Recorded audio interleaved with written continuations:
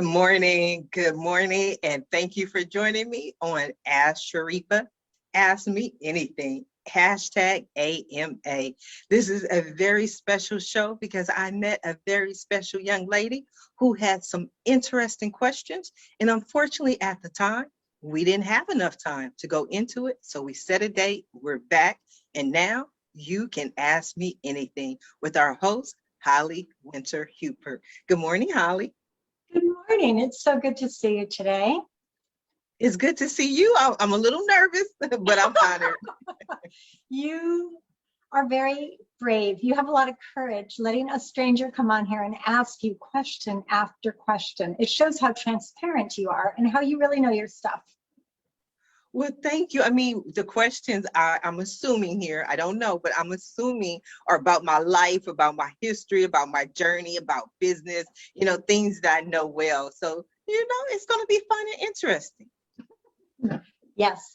But for anyone listening who doesn't know you very well, I want to give a little background. Sharifah Hardie has been a business consultant for 27 years. She's also a talk show host, an author, and an influencer. She's the host of the Ask Sharifah videocast and podcast, the host of this show we're doing right now, Roundtable with Sharifah Hardie. She's also the author of Signs You Might Be an Entrepreneur, How to Discover the Entrepreneur in You, and the ebook, Everything You Need to Know About Social Media Marketing. In May of this year, she became the president of the Long Beach area, Southern California Black Chamber of Commerce. And just this month, she became the CEO of ITTV, which is an intellectual TV station. Lots of questions about that. And I know you are busy running around gathering paper and pencil going, we have a lot to learn, and we do. But there's one more thing I want to add. In 2024, Sharifah has announced that she is running for Senator of California. So everyone, let's welcome Sharifah to her own talk show. Thank you. Thank you. I had no idea we were going to get the whole background and the history. I'm like, yes, that's me. That's me. I got it all. Well, because maybe some people don't know it all. They don't know very well. So I want to start by leveling the playing field here. Sharifah, are we friends? No. How do we know each other? You were a guest on the Roundtable talk show, and you were one of the most intriguing people I had met in a long time. But then you were also naturally inquisitive. So no, we hadn't met prior to that. I know. We started this like personal one-on-one. It was like, wait a minute, there's other people here, Holly. You can't ask everything right now. I'm known for my curiosity. So I'd like to start talking about you and give me some background. Where did you grow up? Where are you from? I was born in Washington, D.C., but I left D.C. when I was 2, went to Columbus, Ohio, and I stayed there until 1985 when I was about 7, 8 years old, and I've been in California ever since. So I consider myself a country girl with, a little city in her. Oh, that's a perfect combination. Country with a little bit of city. And how about your family growing up? What was your family like? It's interesting. Yes, I have an older brother. He's a year older than I am. My sister's a year younger than I am. So it's just the 3 of us. We grew up in a home with a lot of extended family. And that's one of the things that I really loved. My grandmother was in the house. I had 2 aunts that lived with us the majority of my life, their children. So it was always this huge extended family. And now being in Southern California, our family is just so much more distant, so I feel like I have this empty nest syndrome. My daughter turned 27 on June 1st. She lives in St. Louis. My son is here with me. So I was always used to having lots of people around, and now pretty much it's just me. That is a big difference. So tell me about the entrepreneurial spirit. Was that part of your life growing up in this very extended family household? Yes, absolutely. It started with my father. I started helping my father with his business, which is Jordan's Rooter and Plumbing. And probably when we got here, but I was about 11 years old, and I started doing all of his customer service, order management. I helped my dad with the paperwork, phone calls, and that sort of thing. It was always something that I did. I've been working for some time. And even today, my father has his own plumbing business. Is that right? So are you the only child that helped him, or was that part of a family responsibility everyone helped at? No, I was the one who helped. You know, my brother may have gone on maybe some plumbing jobs every now and then, but he wasn't really interested in the family business. Again, my sister may have helped with customer service every now and then, but she wasn't too interested in the family business. It was, to this day, you know, we just released a commercial, a TV commercial for Jordan's Rooter and Plumbing. It's one of the ways that my father and I bond. I learned a lot from him. He's taught me so much about business. Even when I got laid off and I was launching my own business, I was so frustrated. I was stressed. I was like, I don't know. You know, I kept looking for a job. And my dad told me, he said, you have to start thinking about yourself as self-employed as opposed to unemployed. And just that simple advice turned my thought process around, because I was like, yes, I'm self-employed. I work for myself, and I no longer saw myself as someone who was unemployed or in between jobs. Okay, this is really big. So your father, I wanted to learn more about your dad, but I just have to say, so your father helped you understand that being self-employed that's so big, bigger than unemployed. Wow, a whole new mindset. Was your dad into mindset? Was that important to him? I think he's into mindset, but he's also not into it where he would call it mindset. That's always the way he was all our life, is the way you think about things, but he wouldn't necessarily call it mindset. So you were interested in the business as a way to bond with your dad, and at what age were you reaching out to customers? 11. Wow. That's really big. So yes. As a child, you were able to organize and reach out. What do you think is the one lesson you brought with you from your father's plumbing business? Well, now I'm the CEO of that business. So, I mean, it's continued over the years. It's not something I really ever stepped away from. It's always been one of my clients, one of my projects, so now it's one of my companies. I didn't even add that to the list. We'll just add that to your never-ending list of businesses. Okay, so I love this. But before we get to your dad telling you that you were self-employed and helping you have the courage to step out, tell me about when you went to school. So were you interested in businesses as a young woman? Did you have other side hustles or anything? No, but it's just weird. I'm one of those people, I feel like I'm nomadic. I kind of go where life leads me. And so that's what I started when I was 11 years old. But when I was 16 years old, I was still in high school. One of my dad's friends earned the contract to do the irrigation system for the 105 freeway that was being built at that time here in California. And so he was looking for an office manager, and my dad said, well, my daughter can do that. And so it just so happened it was summer break. So I wound up being an office manager for an irrigation company that put in the sprinkler systems and the water systems when they were building the 105 freeway. And so I was always learning. And it wasn't a point where I was like, okay, I want to be an entrepreneur. In fact, I often talk about I never wanted to be an entrepreneur. I wanted to be an employee. There's nothing that says I love you like direct deposit. That was my thing. It was the security of knowing that I had a guaranteed paycheck. It wasn't until I got laid off 8 times, then I said to myself, you can't put all of your eggs in one basket. And so I learned how to diversify, and I will never, ever in my life make that mistake again. All right, so this is really interesting. When you were 16, you became an office manager? Yes. And what I heard is something that might be the most important thing for anyone wanting to go into business or being part of business to learn. And that is that you did it before you knew how to do it. You knew there was learning to do, and you were just willing to learn. Yes. So you were able to step into an uncomfortable situation and catch up and learn. Yes. And what's interesting to me about that experience is because I was 16 years old, being paid $16 an hour as an office manager. So now, as a grown adult, when people say, well, go get a job, and I'm looking for a job and the job wants to pay me $13 an hour or $14 an hour, I'm like, I was making $16 an hour as a teenager in high school. So it's very difficult for me to be impressed by any of those numbers. I agree. We have a real problem in our country with what is considered a living wage. Yes. It's a really big issue. Yes, which took me into politics because, I mean, so many people talk about what's going on in the world. I was having a discussion on one of the episodes of the Roundtable Talk Show with a lady who was talking about the $300 in unemployment. And she was one of those people who felt that we just need to get rid of the $300 bonus. People are getting lazy. Nobody in America wants to work.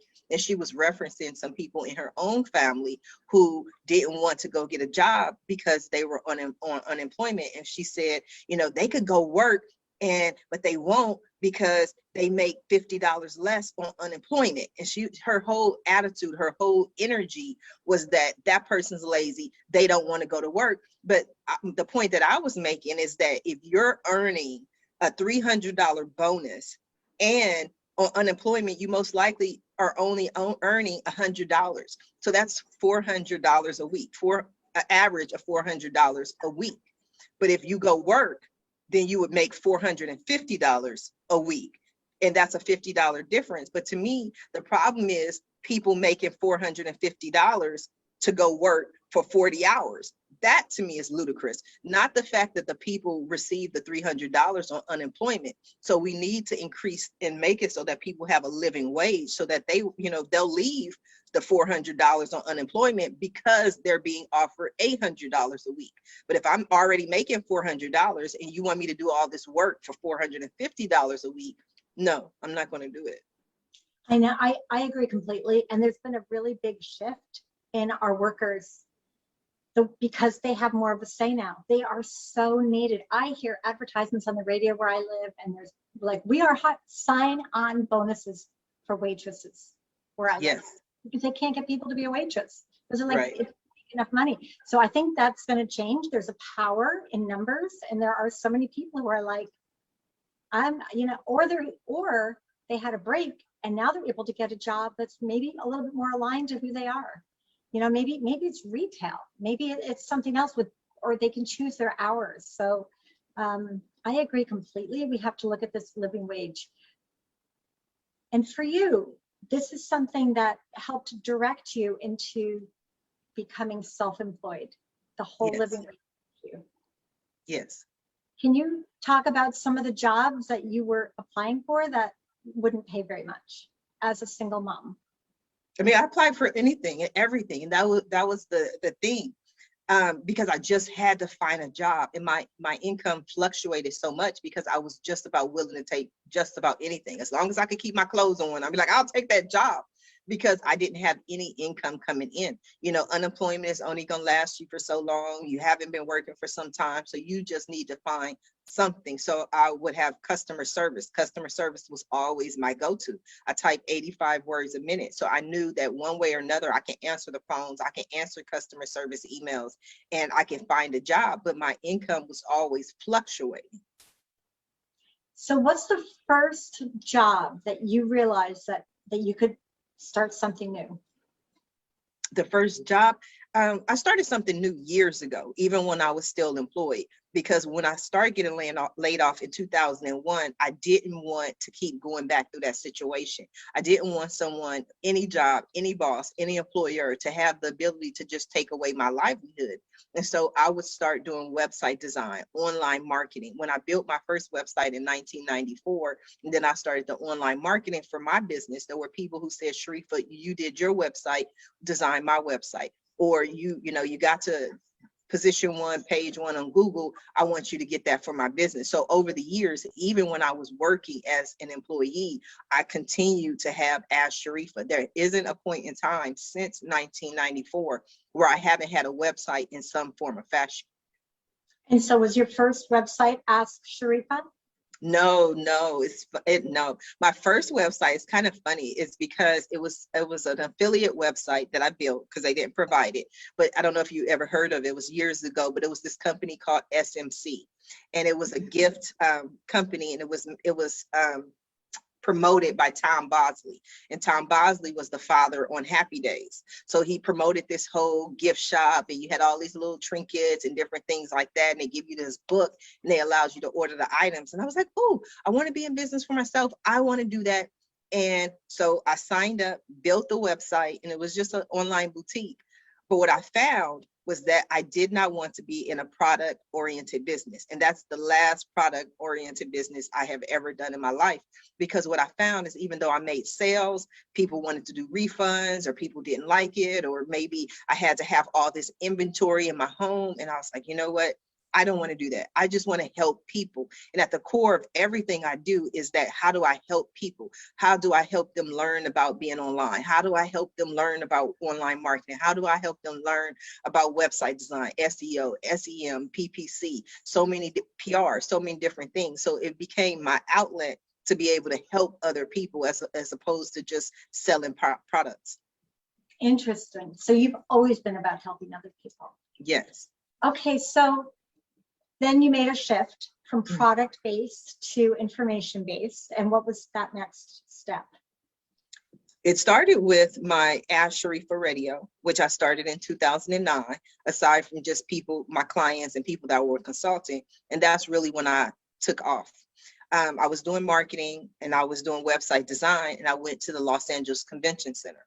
And I was like, I'm gonna go to the convention center, I'm gonna get some sales, get some new clients, make things happen. And I walked around the convention center, and people literally like laughed in my face, because they would ask if I had a booth. It was this big expo, and I was like, no, I don't have a booth. And they're like, how are you gonna try to get clients and tell people what you do, and you don't even have a booth? And so my little feelings were hurt, and I was like, I have to figure out a way. I always ask myself, how do I get in that door? There's always a way for me to get in a door. If somebody closes the door, I'm like, I gotta go around, I gotta go through a window, I gotta go in through the chimney.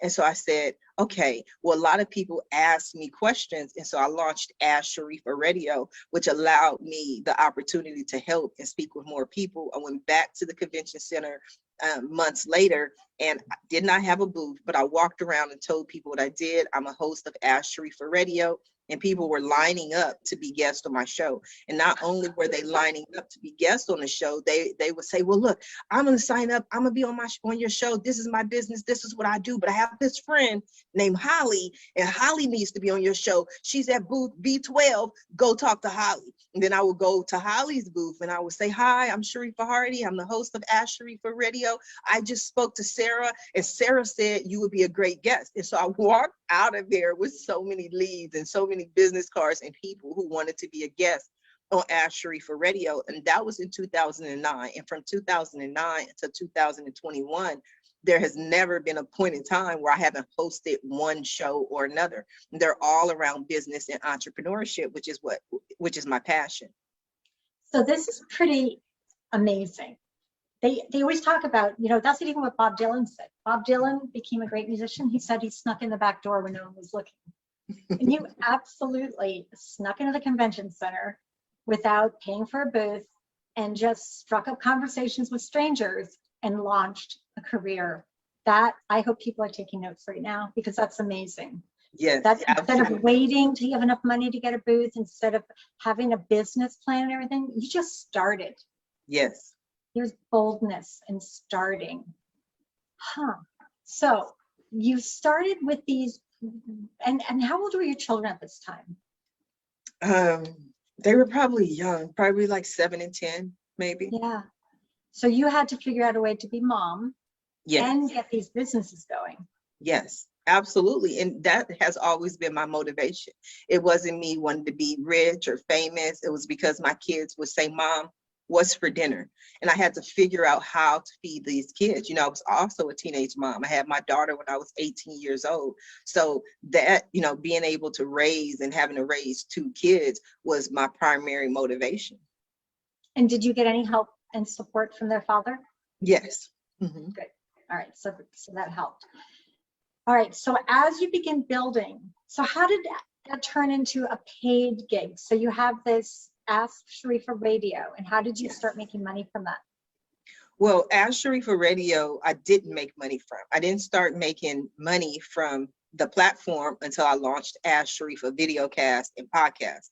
And that's a 2-in-1 interview. So they receive the video, and then we extract the audio and upload it to my podcast. So the interview will be on YouTube. It's also on my new TV network, IT, Intellectual Television. And then we take the audio and add it to the Ask Sharifah podcast. So now there's a fee to be a guest on a one-on-one interview, but people who want to get promotion and get their word out about their business, and maybe they don't have the resources to pay the fee, they can always be a guest on my other talk show, which is the Roundtable Talk Show, which airs weekdays at 8 a.m. Pacific. Okay. You know, you said you were kind of motivated by helping others. And I find it really interesting that even when you found a way to charge money for your services, you still found it really important to have a platform that people could join without paying.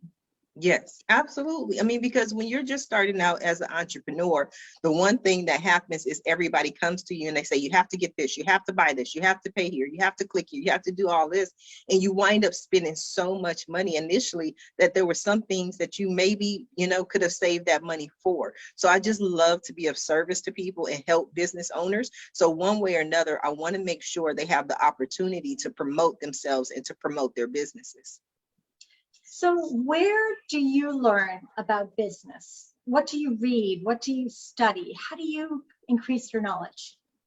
It's interesting because I do not read a lot of books. I probably should, but I usually just don't have the time. I spend two things. I spend a lot of time on the internet reading news. So I like to know what's going on in the trends, simply because when I speak to my guests, they're up on what's going on in the news and what trends are happening. So I want to be able to have an intelligent conversation about what's going on in the world. But I often find out a lot from the guests, especially on the Roundtable Talk Show. There are 5 guests per day, 5 shows per week. And so if I'm reading something and it says this is a new marketing trend, I'm be like, hey, Holly does marketing. Holly, what do you think about this? Tell me about this. Have you heard about this? Or sometimes a guest will say, this is the newest or the latest thing. And then I'll go Google it, I'll go research it, and then I pass on that information. So on my shows with the guests is where I find out a lot about what's going on in the world. And then I relay that information in an upcoming show about what I've learned. Nice. It's like a perfect connection. You're learning from everybody and everywhere. Yes. So how about regular news? Do you also get your news from the internet, or do you? Yes. Okay. So the internet is where? So as you have these internet shows and podcasts that you're doing, tell me about different guests. Have you ever had a guest that changed your whole perspective on what you were doing? Probably not. Probably so, but nobody who stands out. Nobody who is off the top of my head. Well, I can say that. Have you ever had someone that completely annoyed you and you're like, this person's driving me crazy, even though it's 1 hour? You're like, I can't get through the hour. No. That's amazing. No, because it is 1 hour. And so if I'll be honest, there have been people I'm like, oh, they're kind of rubbing me the wrong way, and they don't notice it. And I probably shouldn't admit to it on live television or live or whatever we want. But then I just give them less airtime. That's what I do. Like, that's how I resolve that problem. And most people don't notice it, but that person had their initial introduction that I may come back to them once before the end to give them their takeaway, but I don't necessarily bring them into a conversation. Not just when people irritate me, but if there's someone and they're going off on a different direction and I'm like, oh my God, they're about to talk about this, part of the time when we were doing the show, it was like the whole Trump Biden thing. And then I'll have somebody on the show and they want to go off on this tangent. And I'm like, yeah, oh, I understand. Holly. And I'll just go over to the next person, because it's like, I want to keep it nice and safe. I don't want to argue. I don't want to make it controversial. So if I get a hint that somebody is going to go in a direction just to be argumentative, then I just give them less airtime. What's a surprising thing about having a talk show? Something that I wouldn't know or expect. About having a talk show, what's surprising? I think the thing that surprises me the most is when I'm speaking with someone and I talk to someone and they, in their minds, feel that I'm a celebrity. Because I'm a simple country girl. At no point in time have I anywhere near a celebrity status, but I could hear by certain words that they choose that that's kind of how they see me, and that's surprising. And I'll give you an example, like when people say, oh, I get to talk to you. I've heard people say that. And I'm like, what do you mean you get to talk to me? Like, just call, just pick up the phone, you know, or people will say, I know you're so busy. You do the roundtable talk show. You do so many different things. You're just so busy. And I'm like, well, I'm probably one of the most available people you ever meet in your life, because everything with my system is automated. People go to Calendly, they register. When they register, they automatically receive the Zoom link. It doesn't require a lot of thought from me. I have a customer service team that does all the emails, even the welcome email that's sent out. I don't do any of that. And so I do the show every day from 8 a.m. to 9 a.m. And then I may book another, you know, meeting. Maybe I have one appointment. I don't book back-to-back appointments. I leave my day open simply to see, you know, where the wind blows. Maybe somebody calls, maybe somebody wants me to meet with them. So I never really pack my schedule. So it always surprises me, because people see me doing so many different things that they feel like, oh, you're just so busy. I don't want to, you know, call you. I don't want to bother you. I'm like, but I'm here. Call, talk. This is what I do.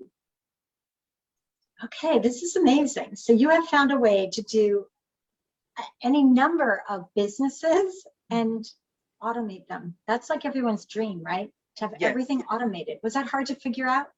No. No, it wasn't, because I didn't figure it out. Calendly figured it out for me, you know. And then one of the things that I saw during this global pandemic is all of a sudden you had all these different companies that want to do the same thing that Zoom does. And I received emails and inboxes, and so many people said, stop using Zoom.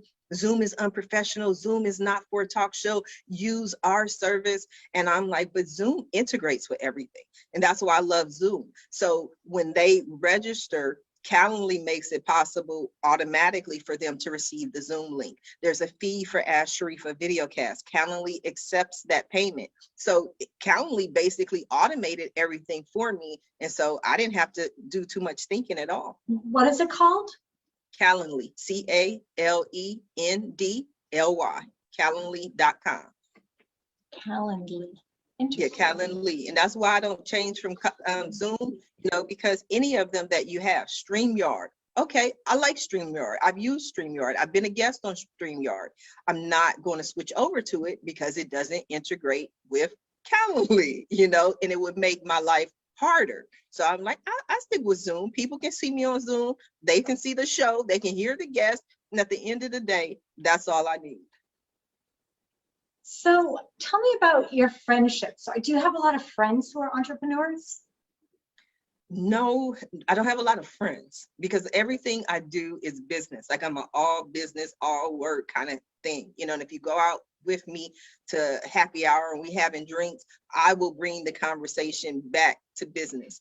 So I have a lot of people that I know. I spend a lot of time going out, different lunch and, you know, meals, but everything I do really is around business. I get frustrated very easily, very quickly. I have some friends over the last kind of month that I just kind of pulled away from. And that was simply because I was like, okay, but you're not focused on business. You're looking at your situation, you're complaining about your situation, but you haven't came up with a strategy or a plan to change your situation. You're just telling me what the situation is. And after a while, I just like, okay, well, that's draining. And I look for other ways to focus on business. I feel the same way. I'm also an entrepreneur. And right now, I only want to spend time with other entrepreneurs, people who want to talk business. I don't want to talk about what's on TV. I don't want to talk about, you know, like problems in the world, things that drain me. I don't want to go there. I want to talk about business. So I think that's great that you have found a network of people that you can talk about what matters to you most that really matter. That's really important. So I want to talk about what achievement, because I want to start going towards some of these other businesses you're just launching and part of it. Well, yeah, let's talk about the Black Chamber of Commerce can you tell us a little bit about this? Yes. So the Southern California Black Chamber of Commerce has been around since 1993, from the desert to the sea in Southern California.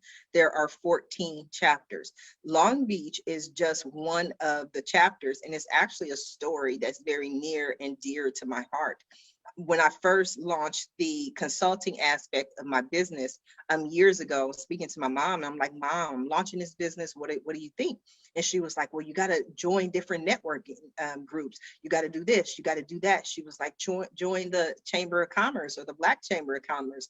So I found a Black Chamber of Commerce in a nearby city, and I was a member for years. Then in 2010, I actually won the Business Consultant of the Year award. And me being me, I never even went to the award ceremony. So fast forward years later, in 2017, I was working for another company. We just did an IPO, initial public offering, took the company public. And I'm just answering the phones, and I get a call from this lady, and she's talking to me, and I recognized her voice, and I said, Miss Sadie, is that you? And she was like, yeah, who is this? I said, it's Sharifah. Remember me? I used to be in the Black Chamber of Commerce and I won this award. She was like, yes. And she said, you know what? Your award is still in my garage. I still have it. And I was like, oh my God, that's so weird. And so we met for lunch. She gave me the award. 1 month later, she passed away from cancer in 2017. And so I was like, oh my God, but then fast forward to 2021, I was speaking with so many business owners going through COVID. And what I found was that only 3% of the government funding from either the EIDL or the PPP went to minority-owned businesses. And out of the minority-owned businesses, all of them were not Black businesses. In my mind, I was like, I have to do something. I have to figure this out. Why don't we have a Black Chamber of Commerce? But I knew that the answer to that, and that's because ever since Miss Sadie passed away, nobody had picked up that mantle. So I reached out to the Southern California Black Chamber of Commerce, and I said, this is who I am. This is what I do. I want to help these businesses. And they were like, sure, let's do it. So I launched in earlier this year, January, February of this year. And the Black Chamber of Commerce has been amazing. We're growing every month. We add about 4 or 5 new members. Our meeting is in Bellflower, June 16th. And it's just exciting because one of the things that I found with that 3% was it wasn't just like the government. People always say it's the man trying to keep you down. But many of the small business owners, they hadn't prepared themselves for the funding. I've spoken with business owners who've been in business for 30 or more years, but didn't have an EIN number. They didn't, go and get an LLC. They were just operating their business. And one of the things that I love to talk about with business owners is, are you operating a business or are you operating a hustle? Now, there's no judgment. You could. Oh, wait, that's really big. A business or a hustle. That's yes. Big. Continue. That's great. Yes. And there's no judgment. If you want to hustle, baby, hustle. But if you're operating a business, businesses have certain things. Businesses operate a certain way. And so many of those businesses, when they went to apply for this government funding and the government asked for certain information and they didn't have that information, they didn't receive any funding. And so I said, let me help them. Let me help them get prepared so that if, God forbid, anything happens in the future, they can take advantage of it. Or there's so much money that's available right now. Some of them just had to go and do certain things and make certain preparations. Maybe they hadn't filed their taxes for 2019 or 2020. Go ahead and let's get them filed. You have everything else. Then we can go get them qualified for that government funding. You're such an interesting combination of entrepreneur and really helping the community. And I find that amazing. Because in this day and age, finding someone who's so balanced it's unusual. I want to read a quote that you had from the Long Beach area Black Chamber of Commerce. As community leaders, we must do everything in our power to increase every Black-owned business's access to all grants, loans, and assistance available to them, and ensure business owners are prepared to take advantage of these programs. Yeah, that's amazing. That's amazing that you saw a need and wanted to help. Do you have an estimate of how many businesses you've been able to help in this Chamber of Commerce? Right now we have about 25 members. Okay. It is not just the funding though. you know, because I'm a very like direct funding kind of person. I very rarely go for government assistance. I'm not a huge fan of creating a nonprofit just to make money, because then you have to wait for all these, you know, first you have to find a grant writer. And then once you have a grant writer, then you have to apply for all of these grants. I prefer being a for-profit. Create your product, create your service, and go out and generate the money. So even with the Black Chamber of Commerce, it's not just about going out and getting funding, it's about us supporting each other. You know, so one of the things I always talk about is it, like my dad, he's a part of the Black Chamber of Commerce. He's the only plumber that joined. So he's our plumber. We have a travel agent. She's our travel agent. So whoever's a member, that's the person that we go to support their business. And if we each support each other, then all of our businesses will grow. That is spectacular. I hope more people join it, because to have you as someone that could ask questions, what a great gift that they have. Thank you. So let's talk a little bit about your TV. I'm like, what? A TV station? Wow. And by the way, I think IT, which stands for information technology in some worlds, I love that it's, I really, really love that it's the old idea of the it, right? The it girl was like the thing of the 80s and everything. I think it's a brilliant name. Tell us about this program. Well, yes, and it's interesting. Everything I do comes with a story, but I had no intentions of launching a TV network, owning a TV network, doing anything in regards to a TV network. This probably would be the furthest thing away from what my next step was. But you know, I always talk about my joke. What's the joke? How do you make God laugh? And it's like, right, you tell him your plans. And so you know, this was not in my plans in any form or fashion. But one of the things that happened is with the Roundtable Talk Show, there was another TV network that reached out to me, and they wanted to have the Roundtable Talk Show on their network. And they wanted to charge me $250 per month for the airtime. And I was like, I'll pass. Another lady contacted me, $397 to have the Roundtable Talk Show on her network and to purchase the airtime. So I have one TV network wanting to charge me $250, a second TV network wanting to charge me $397 for a show that everyone swears up and down that they love. And so one of the things I do in my life is like, I'll pass or I'll wait until the right opportunity just comes along. So I was on Facebook, having a great time, minding my own business. And I see this face, all my great stories always start, I tell you, Holly, I swear, always start off with, I was minding my own business and something happens. And I saw this ad and it was TV startup, start your own TV network, come to the free Zoom. And free is my favorite number. So I was like, yes, I'm going to this Zoom just to hear what people have to say. And so I went to the Zoom.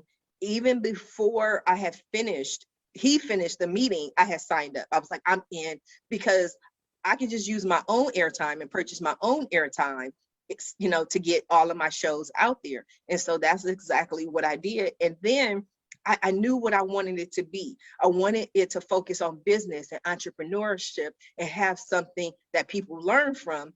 And so I was like, yeah, this is going to be the it place to go for business and entrepreneurship and finance and everything.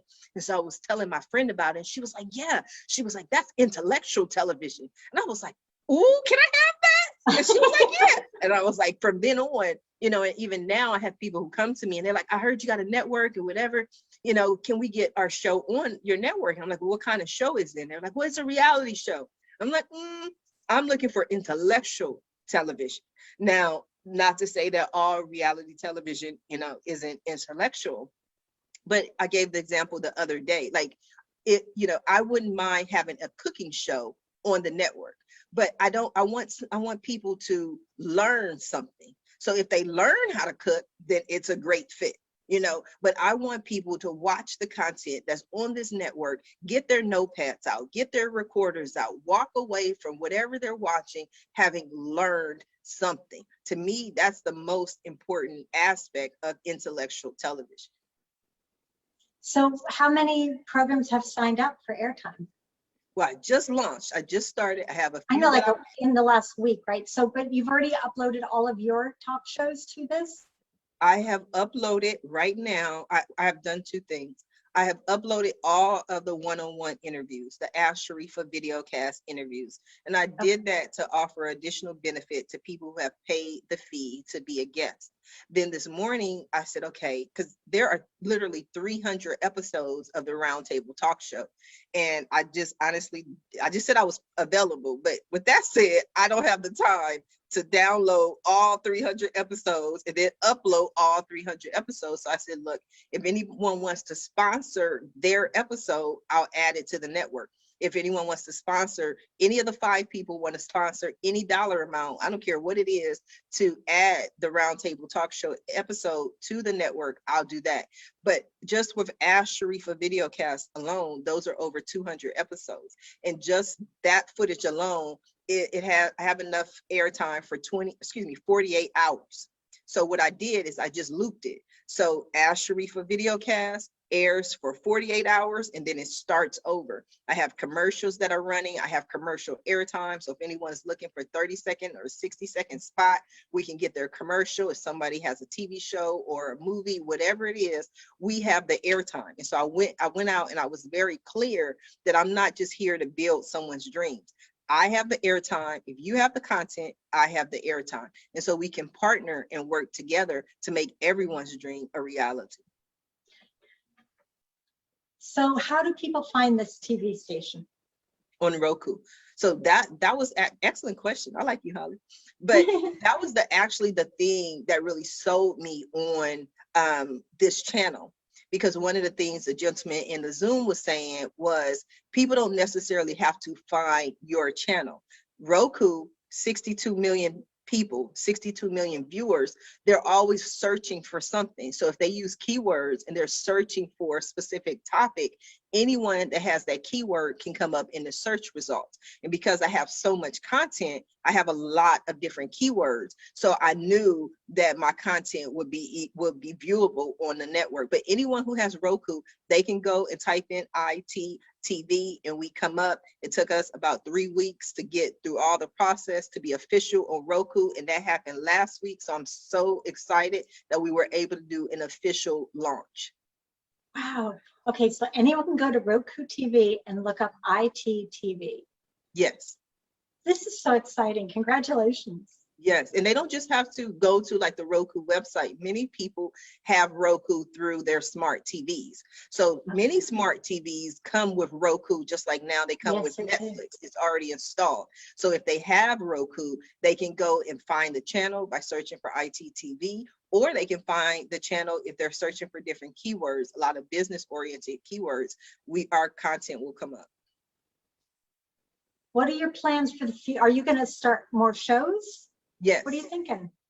What's in the works? You good, Holly. You are good because I've been floating. My feet have not touched the ground all weekend because I don't know how familiar you are with LA County, but I don't leave my house. I always stay in Long Beach, and I had the opportunity to meet with a production company in Burbank, and I drove. It took me almost 2 hours with a crash on Friday to get there, but I was like, I have to have this meeting, and we partnered. I partnered with the production company, so that production company is going to produce new content. We have a press release that's coming out within the next day or two announcing the partnership, and we just have a slate of new content that we're going to produce. Wow. Yes. This is growing. I'm trying to hold on to your whole trajectory of becoming a media monster, a media major. Like, this is so amazing. And you know what I keep thinking as you're talking? Number one, that you're amazing. But number two, that you don't know where it's going to end up. You just keep showing up and doing the work. Yes. Right? You don't know where it's going. You have no Right. idea. Huh. Okay. So I mean, it's but if gonna I be, decided that I was going a certain way, and again, that goes back to that whole tell God your plans. You know, I always make these decisions and I never wind up exactly where I thought I would. So now, you know, I've just learned to be more flexible. I think the key to life, and if anyone takes anything else out of this, the key to success, in my opinion, is simply adaptivity. Adaptivity, just adapting to whatever happens and kind of going with the flow. So often we get so set in our ways that we're like, I have to have this. This has to work out that way. That person has to do this. But maybe that's not how it was supposed to happen. So I just allow for things to happen the way they're supposed to happen. how comfortable are you with not knowing how something works? I'm very comfortable. You I know, know that's, anything. tell me how do you do that? How are you not overwhelmed by not understanding the world? I don't even know. That's not, I can't even answer that because that's not my mindset. I think it goes back to anytime I've tried to have control, you know, and control is an illusion. When you try to control a situation or you try to control an outcome, you never get that outcome that you expect. You may get something similar. You may get something that's almost like what you thought it would be, but it's never going to come out exact. So I never focus on the goal or the outcome. Yes, I'll set a goal, but I focus more on the journey, which is exactly what I've done with every aspect of my business. I ran for Long Beach City Council. I didn't intend to run for city council. There was somebody who came to me, one of my dear friends, Mrs. Sally Martin. She'll be 100 years old this December 14th. Wise woman. But she came to me in 2019 and said, Sharifah, I want you to do for Long Beach what you've done for businesses. So I was like, okay. And then I pivoted and I went into a different direction. Everything tends to kind of just happen. And then based on what's happening or what's going on, then I move forward. Even with the Roundtable Talk Show, I would not have launched the Roundtable Talk Show if not for my run for Long Beach City Council. That's one of the things I always talk about. They wouldn't give me city council. And because they closed that door, I love the idea of a council. I began to see, especially, you know, with Trump and Biden and what was going on in the world, that it's a mistake to just look to one person. You know, because I've seen different shows where there are guests that have similar topics, and one guest will say, this is the absolute way to do it. And then I have another guest who's like, well, have you thought about that? And then the other guest is like, you know what? I never thought about that. Let me do it this way. So I believe collectively, you know, as a community, as a people, as a council, as a roundtable, if we sit down and figure out or look at what's going on in the world, it's easier for all of us to make the world a better place. Okay, this is amazing. So do you have a 5-year plan for where you want to go in your businesses? Yes, because I'm running for Senate in 2024. So everything that I'm doing now in 2021 is basically my goal until 2023. So my focus right now is meeting new people, meeting new businesses, shaking hands, kissing babies, getting out there, building and developing those relationships. Because one of the things that I saw that was a deterrent or detriment to me when I ran for Long Beach City Council, there were so many people who just simply said, who is Sharifah Hardie? I've never met her. I never heard of her. She doesn't do any community outreach. She's not a part of the government. Where did she come from? And I found, especially in politics, if someone were to vote for you, they want that relationship. They want to be able to watch that you've been doing this for 5 years, or you've been doing this for 10 years, or you've been doing this for 20 years. They've seen you, they've interacted, you know, and not that many people were aware of me. So I was like, okay, if I'm going to run for Senate, then I have to be more a part of the community and get to know people. And then from 2023 until 2024, when I'm campaigning, then I'm going out and getting the voters. Okay. I'm watching the time. I see you checking too. No, I was watching the comments because I was watching Is there Regina. No, she didn't have a question, but Regina Carey said, Senate, that's amazing. Good for you. Thank you, Regina. Thank you for your comment and thank you for tuning in. I love that. So tell me your focus as going on. Do you have a focus? Or are you going to wait and see? I know we've already talked about the need for a better standard of living and a living wage. Do you have some other things that you're building a platform? That is the majority of my platform. And let me explain why, because this is the key to my whole campaign, to everything that I am and who I am, is that I believe that too often we focus on the symptoms and not on the problem. You got to get to the direct root of the problem. Homelessness is a huge, huge issue, especially here in Long Beach. You can get on the 710 freeway and there are rows and rows of tents. There are rows and rows of tents in downtown Long Beach. There's a whole tent like encampment, and then right next to it, a couple of blocks away, is City Hall. So yes, it's a huge issue. The mental health, mental illness, that's a huge issue. But if people do not have a living wage, they are going to be homeless. They're going to drive themselves crazy because they can't find a way out of this situation and this problem. There are many people who are homeless who have some sort of income. Maybe they have an SSI coming in for retirement, or maybe they have SSI coming in for mental illness. So maybe they don't want to stop having mental illness, because if they lose the mental illness, they'll also lose the income that they garner from being mentally ill. So a lot of things come down to the fact that people do not have a living wage. So they look for other ways to be able to support themselves. Or they say, you know, because here in Long Beach, if you want to get a studio apartment may cost you $1,500 a month. And that's a studio. Okay. So when you start talking about a 1-bedroom or 2-bedroom or 3-bedroom, you know, we're $2,500, $3,000 per month. And so if you're an individual who makes $13 an hour, how are you going to be able to afford to live? So instead of getting that apartment, yes, maybe you do have a job, you know, but you can't afford an apartment. So what are you going to do? You're going to sleep in your car. You're going to go to the gym to shower. You're going to go get you an RV. So a lot of people, especially in Long Beach, are doing RVs because they can go and purchase an RV. It's paid for, it's paid off. They don't have to worry about living in a tent, not taking a shower, but they do all these creative ways because they do not have a living wage. 13, 14, even $15 an hour is not a living wage. In order for people to be able to afford their lives, they have to make at least $20 or more per hour. And I want to focus on bringing in jobs, creating careers. That's my primary focus. This is so needed. I'm relieved that you are ready to step forward, because you know it's not going to be an easy path.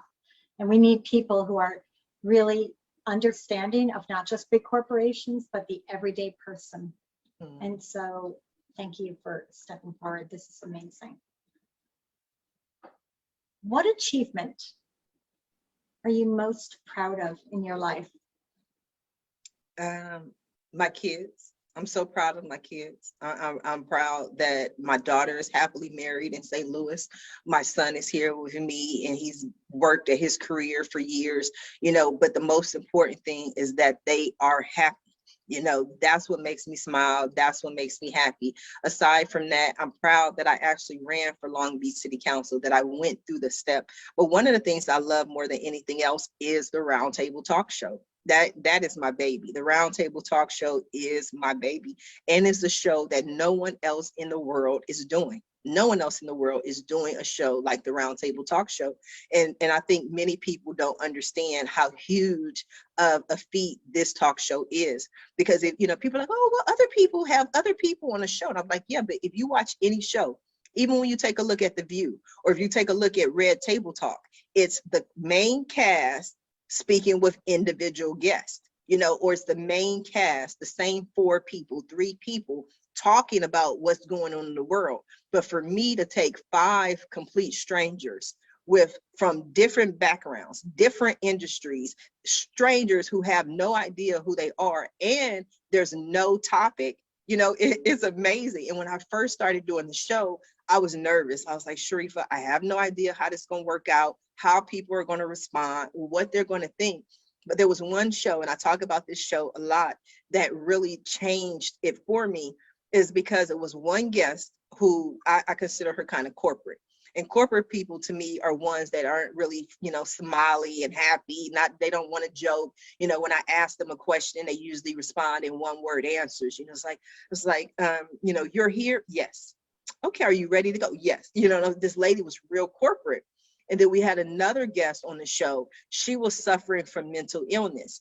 And her whole mission in life is to teach the world about mental illness, to let them know what it's like to live with mental illness. And so I was like, oh my God, you know, with mental illness, one of the trademarks of mental illness is you have they're unpredictable. Let me just say that. And so I was like, okay, I have a woman who's unpredictable and I have a woman who's corporate. I don't know how this oil and water is going to mix. So the lady suffering from mental illness started talking, and she was telling her story, and she was just like, you know, and it affects me, and, you know, and it affects our whole family.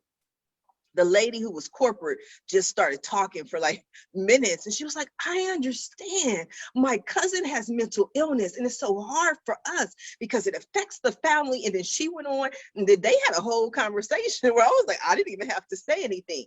But after that show, I just realized that we have more that's in common, more that's similar than we do that's different. And I have seen episode after episode after episode where somehow, some way, the majority of the guests have something in common. And even guests now, when they come on, they will find the similarities. Today's show at 8 o'clock this morning was incredible. It was 4 guests. One of the 5 guests canceled, but we had 2 people who were relationship experts. For whatever reason, they were relationship experts. Then we had a gentleman who did audio drama. So it's dramas that people just listen to the audio. One of the ladies who was a relationship expert just so happens to love audio drama. She was a playwright who put on audio drama. Then the 4th guest who does organizational management. She helps leaders manage their businesses better. She got through college by working in theater. So she had this theater background, but it just allows so many people to come together. And what I found is they will find whatever it is that they have in common with the other guests. And it's just a beautiful thing to see, because they walk away from this experience like, oh my God, we are all one. We are all connected. And that's really what the message that I want to put out there. Wow, absolutely. We are, you know, it reminds me of when do we ever get to really talk to a stranger and get to know a stranger? There's so few times in our life, like maybe on an airplane, riding next to a stranger, right, where you can talk to someone. So bringing strangers together for conversation and finding commonality is amazing. But there is another time, but it's a time that we usually don't notice. Like if you ever been to a mixer, to a networking event, say that network event started at 11 o'clock and you arrived at 10:30, what do? You sit around with whoever else is there and ask, well, what do you do? What do you do? What do you do? And so I just took that little 15-minute, that 20-minute conversation, and I made it into a 1-hour talk show. So I just wanted to read the comment. Regina Carey says, yes, that is wonderful. Thank you. I will be reaching out to you. Keep doing the great work, you powerful warriors. Thank you, Regina. We definitely appreciate your comment and definitely appreciate you tuning in. You know, we're coming up on the end of our time here, but I want to ask you,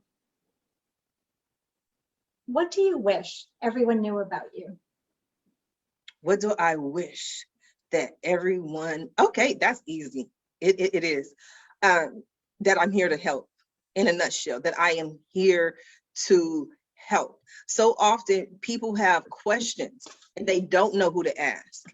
Ask Sharifah. Or they may feel like they have a question, but they don't want to ask, or they feel like, okay, well, I have the question. I know Sharifah said I can ask, but I don't want her to send me a bill. Like, okay, I'll answer the question, but it's $8,000. You know, I always tell people ask, because sometimes I can help and send you in different directions and just give you my advice. It doesn't have to go into a full-on consultation session, but at least ask. I'm here to help. I'm here to be of service, and I would rather help than to see your business fail. I can tell that you have a drive, a powerful drive, that you really do want to make a difference with people. So I've taken a few notes while you talked. And these are the notes I would have taken probably a little bit more clear if I were not talking to you, if I were just listening. I'm curious what other people have written down, but go where life leads you. That is a beautiful quote. Your drive to help people keeps coming up. Are you a business or a hustle? That could be your next book, my dear. Are you a business or a hustle? That is a beautiful thing. Adapt and go with the flow. Control is an illusion, and I'm here to help. What a beautiful way to kind of sum up this whole adventure of getting to hear about the many different parts of your life. Yes, well, thank you for the opportunity and thank you for hosting. Do you have any final words for us? I think the final words that I have for you on what we learned from you is that we all have to remember to stay incredibly flexible. And in fact, when the big surprise today for me was when I asked you what your 5-year plan was, I thought you were going to say, I don't have a 5-year plan.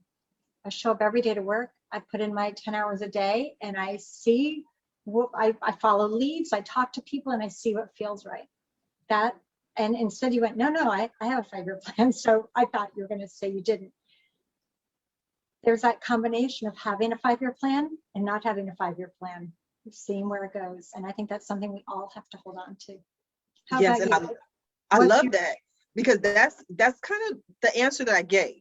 Because you notice the only plan that I have in there is 2024, I'm running for Senate. That's it. That's what's on the calendar. But until then, I never know where life is going to lead me. So I allow that flexibility. That's one reason I leave so much time in my schedule. So I'm always available for what happens, for that email to come in. I never know when money is going to call. And the last thing I want is for money that calls today for me to have to say, well, I'll get to you next Thursday or next Tuesday. I have time. No, I love to be present. And I always say money, magic and miracles happen in the moment.